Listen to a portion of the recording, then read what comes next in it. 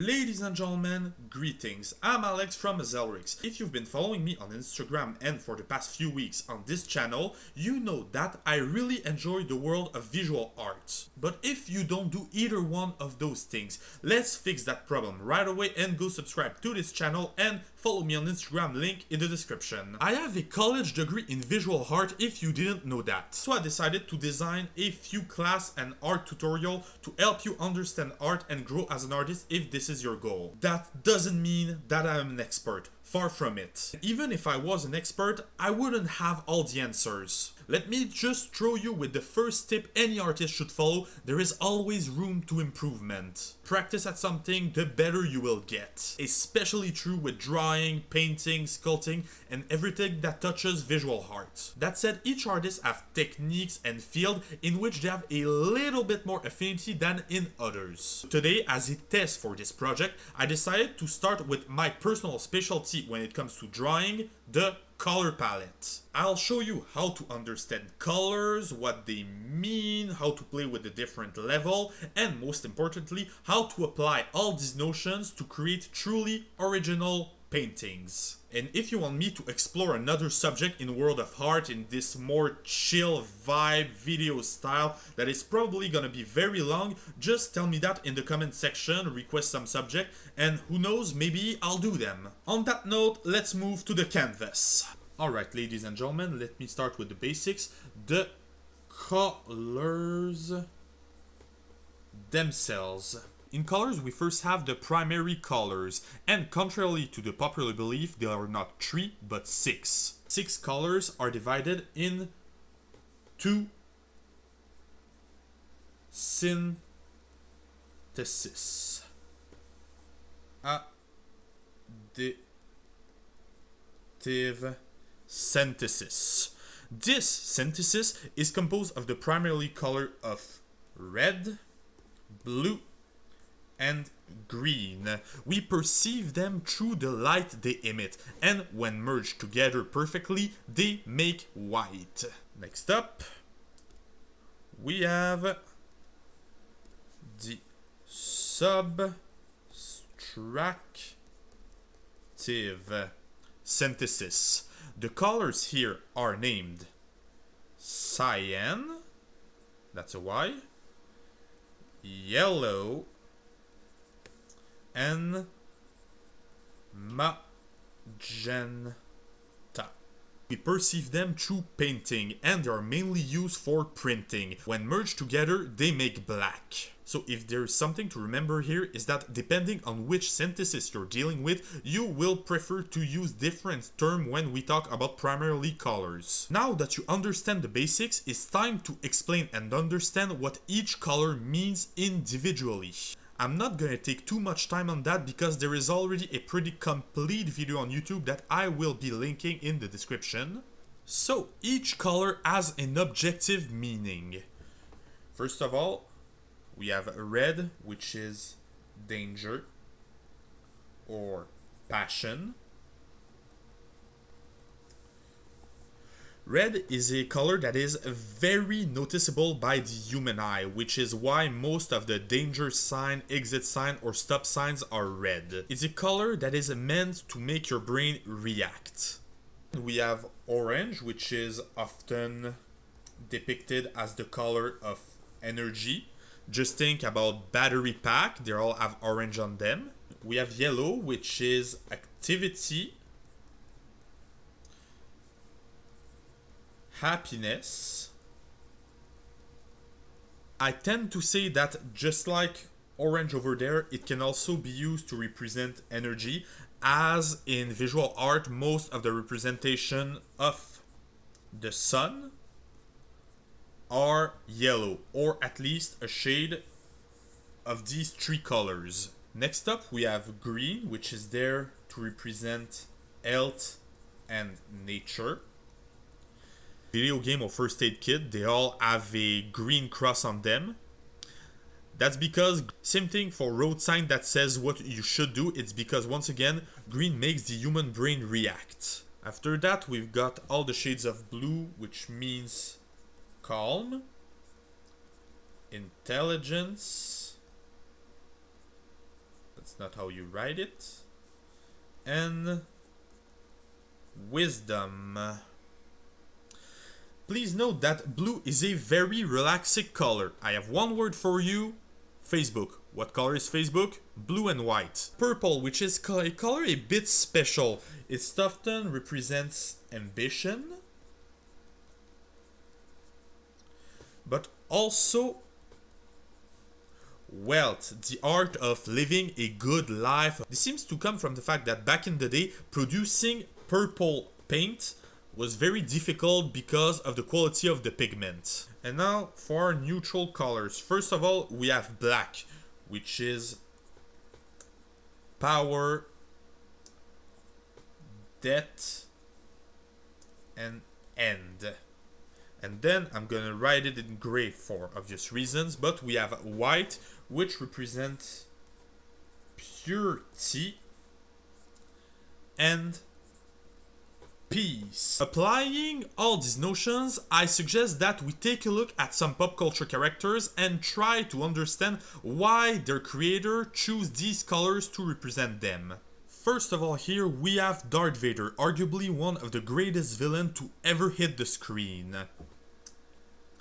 His main color is black, representing once again power, death, the end, etc. He is a bad guy and he dresses like a bad guy. But we can also see his lightsaber is red. Red represents passion and danger. So two things. First of all, any Star Wars fan knows that the dark side of the Force uses passion as a fuel for negative emotions. Then, this is a weapon. The message here, the weapon is dangerous because it is red. That's how you use chromatic effect to send a message. Now we've got Thanos, a character that you should recognize from the Marvel Cinematic Universe, the Marvel Comic Universe, and my last video if everything goes well. Thanos' main color is purple. We can see it on his skin and on his armor. So purple, it represents ambition and wealth, and Thanos perfectly symbolizes both these traits. He doesn't seem to have any financial trouble, he has his own army, he's an evil tyrant and an overlord, he is great and he has goals. Goals need ambition. But may I attract your attention to the rest of the armor, which is golden. Gold, it's purely the color of gold, it represents money. So the message is clear, Thanos is a very wealthy person and he has a lot of ambition for whoever dare cross his path. And now, let me introduce you to what will be your best friend as an artist, the chromatic circle, or more commonly known, the color wheel. We've seen the meaning of each color, so how do you apply this logic? First of all, using our chromatic wheel, you must know that there are two types of image. The first type of image is called an image monochromic, and the second is called, let me get rid of that, polychromic. A monochromic image, what is it? It's an image made of only one color.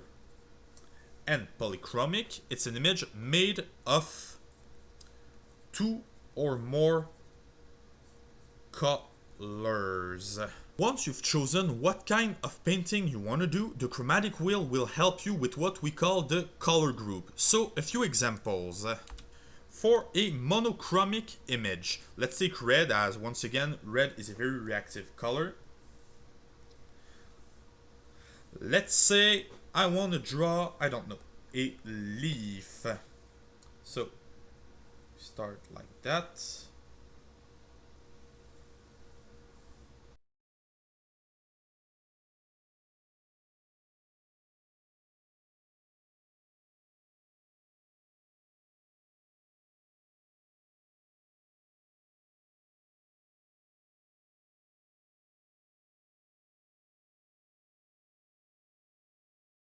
So obviously to the untrained eye, this leaf doesn't seem monochromic, it seems polychromic because you will assume this is red, this is pink,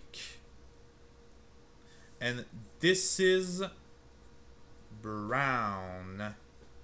Well, in reality, if you direct your eyes on the little histogram here, I haven't switched my chromatic wheel setting. I've just switched the level. I got my red darker and brighter.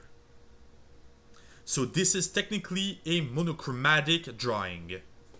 Now let's say I want to make it a polychromic drawing with a little bit of blue. And I start adding all these little details over there.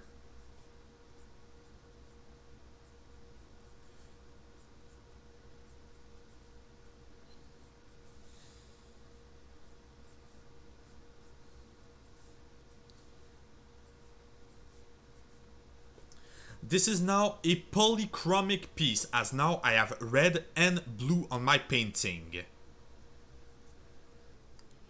So now that you understand this notion, let's take back our chromatic wheel. As I mentioned, the color palette is regrouped in what we call the chromatic groups. Our first group will be monochromatic. So I'm adding some red, a little bit more red, and then again red. This is a monochromic group. But if I want to use multiple ones, I can just go ahead and show random colors like that. It needs harmony, which is why we have what we call the adjacent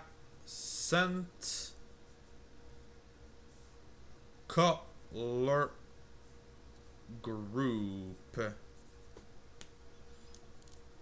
So an adjacent color group is composed of, let me get a little. So as I was saying, an adjacent color group is composed of one color plus the two adjacent colors on the wheels. So for example, if I want a red as my main color, my group will be composed of red, pink, and orange. Here, my orange and my pink will be the adjacent color to my red. Same thing on the other side. If I want my green as my main color, I will use yellowish green and cyan as my adjacent colors. Next up, our third group is called the group of Complementary.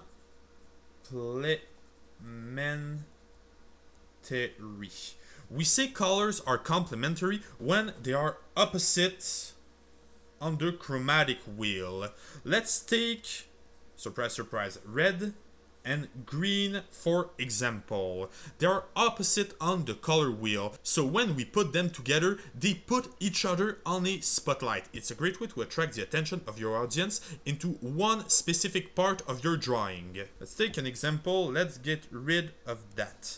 So here I have red. So let's say I want to draw a branch.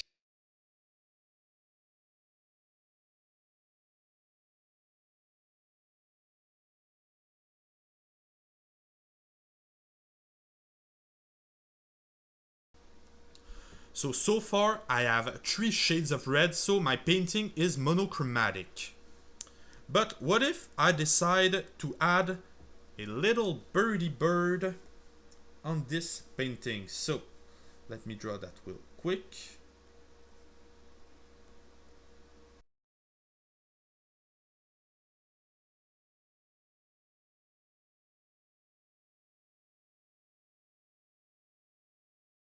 So I have my complementary colors, but what if I really just want to attract the attention on my bird here?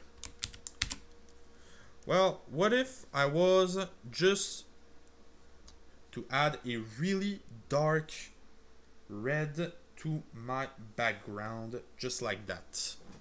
As you can see, my dominant color, it's red, but since I'm using the complementary color of red as a single element on the painting here, green, one of the only thing that is noticeable is the bird. Why? Because it's complementary and because this is what shines the most. Complementary colors are a great way to create an equilibrium between hot and cold tone, for example.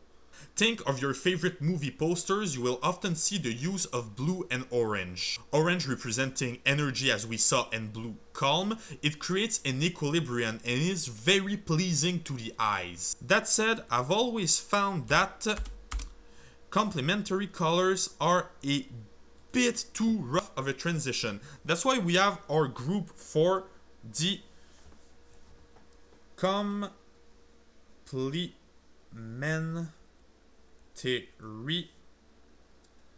adjacent.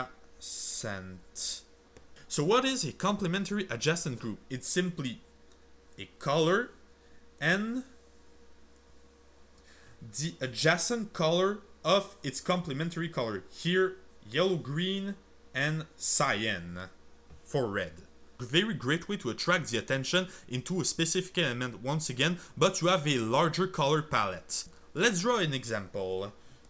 So you can imagine that this is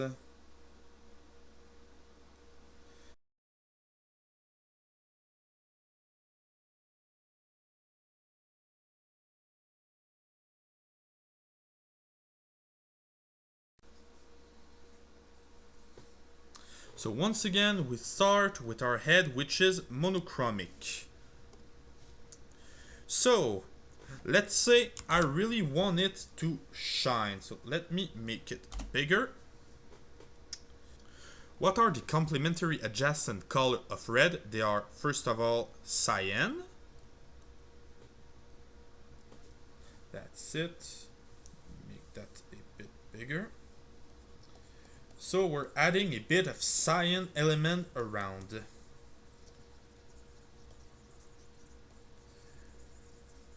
I now have one complementary adjacent color, which, as you can see, is a pretty rough transition.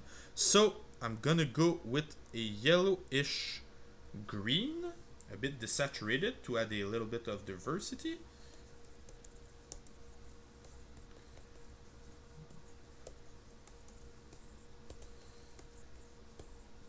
And there you go, we have a much better color equilibrium. Why? Because even though it's in inferiority when we talk about pure presence, our red right here is at the center of the image and it's surrounded by its complementary adjacent color, putting it in a spotlight. Plus, these colors are what we call an harmony, just like every complementary adjacent color. Also note that the complementary adjacent color can be directly adjacent to your complementary color, but also one color away, which is roughly the same effect. There is no right or wrong answer in which triad you should use, even though I have a preference for spacing away as much as I can my chromatic wheel, but once again, I love colors. Next up, what is important is we also have levels, and there are many of them. The first level we have is called Hue. Hue is very simple. It's what color you are using. For example, this here is a red hue. I can shift it a little bit. Now I have a purple hue. Now my hue is indigo, cyan, green, yellow, green, and it goes like that for the entire chromatic circle. It's a very simple term. Next, that's where the fun begins, we have what we call saturation. The more a color is saturated, the more it goes through itself. The less a color is saturated, the more it goes towards gray. For example, this is a... You know what? I'm just gonna go here like that. This is a fully saturated dark red. This is a fully saturated bright red. This is a semi-saturated bright red and a semi-saturated dark red. But they are all red. They just have different level. And this is great. It is a fully desaturated color. If you go full on and desaturate a fully bright red, you will gradually go towards gray, but since the brightness is at 100%, you will eventually land on pure white. Next up, we have the value or the brightness. Once again, I say this one is very simple because it's just how bright is your color. Once again, we're going to take red for example. This is a fully saturated bright red. Whoopsie. But eventually, if I diminish its value, it will become darker and darker, going through what we commonly call as maroon to land on fully black. Note that to understand this level, let me get rid of that, a fully desaturated red, when its brightness is at top, is white, but also a fully desaturated red, when brightness is lower, is gonna be black. Although, a fully saturated red with brightness totally zero will also be black. So in specific, we could technically say that value has priority over saturation. Now that you know the basics about colors, you need to practice and know how to use them. Let me show you an example. We're just gonna go ahead and get a huge red circle.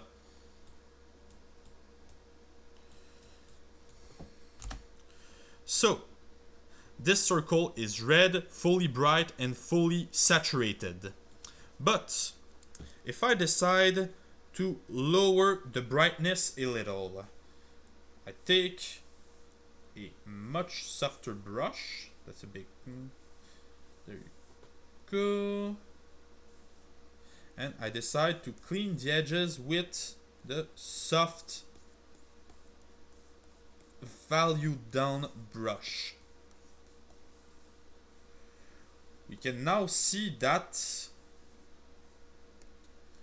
my circle has become a ball.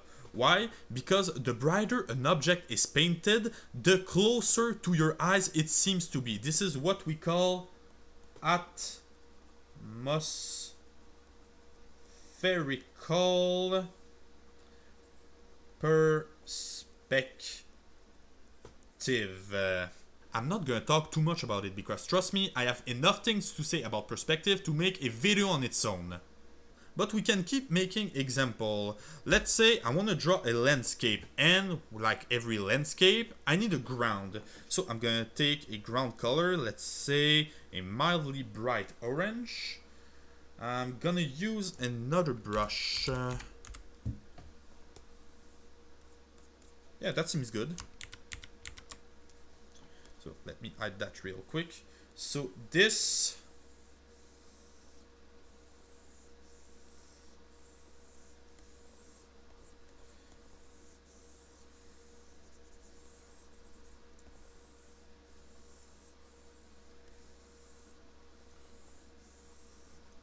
is the ground. Only problem is it just looks like a rectangle. So once again, I'm gonna use a darker color.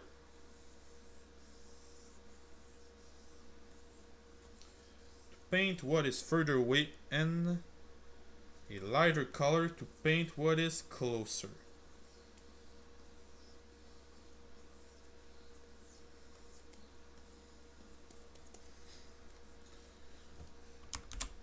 Just gonna gonna squeeze it a little. It's gonna look greater.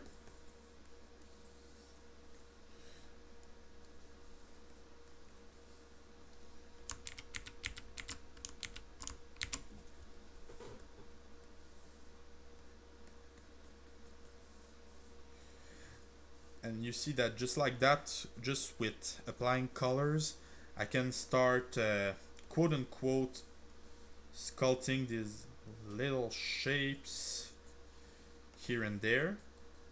If I want it darker at some point or brighter at some point because I think, sorry, that it looks better for some reason or another, I can do it.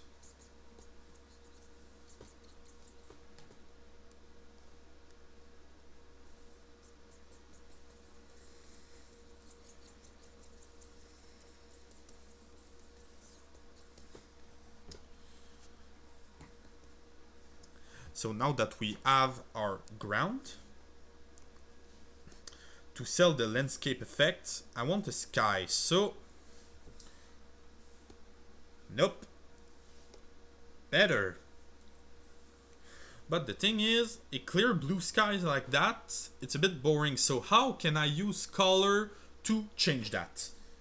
I generally just use a gradient tool, and I go ahead. And now it looks like night is falling down. Maybe that's a bit too big. Alright. To help sell that, I have a preset. Not this one. Maybe we could add a few stars on the sky like that.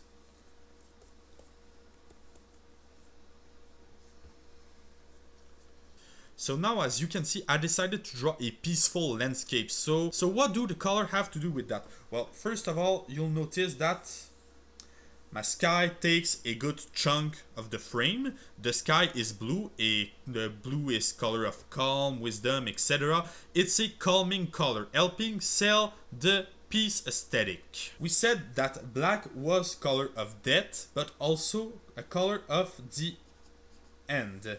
And as you can see, the higher you go in the sky, the darker my blue gets. It symbolizes night falling because that's how a sunset looks like from the perspective where you don't see the sun or whatever. But the point is, you can feel the end of the day coming because it's getting darker or more black.